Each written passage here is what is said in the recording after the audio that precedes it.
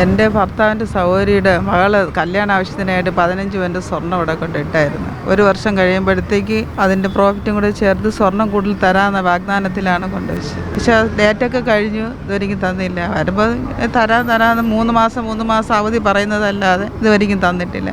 ഞാനൊരു രോഗിയാണ്. ഇവിടെ വന്ന് 15 ദിവസം ആഹാരം വെള്ളം ഇല്ലാതെ ഇരുന്ന് വലിയ ബുദ്ധിമുട്ടിൽ എൻ്റെ വെരിക്കോസ് പൊട്ടിയായിരുന്നു. അപ്പോഴത്തേക്ക് ഞാൻ എന്തോലും ഫോൺ വിളിച്ചിട്ട് പറഞ്ഞു, ഞാൻ തന്ന കാശിൽ നിന്ന് എനിക്ക് 1 ലക്ഷം രൂപയെങ്കിലും എൻ്റെ ആശുപത്രി ചിലവിന് തരണമെന്ന് പറഞ്ഞു. അപ്പോൾ അയാൾ തരത്തില്ല. നീ അവിടെ കിടന്ന് എന്ത് സംഭവിച്ചാലും ശരി, ഞാൻ ആർക്കും 1 രൂപയും കൊടുക്കാൻ പറ്റത്തില്ല എന്ന് പറഞ്ഞു. ഞങ്ങൾ അവിടെ കിടന്നു കഴിഞ്ഞാൽ ഞങ്ങളുടെ എല്ലാവരുടെയും പേരിനും കേസ് കൊടുക്കുമെന്ന് പറഞ്ഞു. അതുകൊണ്ട് എത്രയും പെട്ടെന്ന് ഈ കടയ്ക്കകത്ത് പുറത്ത് പോകുന്നത്. മക്കളൊക്കെ അറിഞ്ഞിട്ട് ഭയങ്കര പ്രശ്നങ്ങളാണ്. അങ്ങനത്തെ ഒരു അവസ്ഥയിലാണ് ഞങ്ങളിപ്പോൾ ഇവിടെ.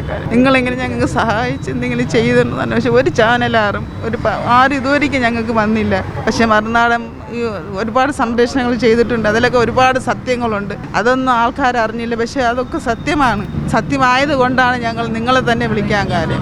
ഈ കടയ്ക്കകത്ത് വെച്ച് സംഭവിച്ചതാണ്. അതിൻ്റെ വീഡിയോസ് എല്ലാം അയാൾക്ക് അയച്ചു കൊടുത്തു. എന്നിട്ട് പോലും അയാൾ ഒത്തിരി അവശനിലയിൽ ഒരു സ്ത്രീയോട് കാണിക്കുന്ന ഒരു പരിഗണന പോലും ഇയാൾ കാണിച്ചിട്ടില്ല. ഇതെല്ലാവരും കാണണം. ഇപ്പോഴും ഭരിക്കുന്ന ഗവൺമെൻറ് വരെ ഇത് കണ്ടിട്ട് കാണാത്തത് പോലെയാണ് ഇരിക്കുന്നത്. ഞങ്ങൾ പലവരും ഇതിനകത്ത് കിടന്ന് മരിക്കേണ്ടി വന്നാലും ഈ കടയ്ക്കകത്തൊന്നും ഇറങ്ങി കൊടുക്കത്തില്ല.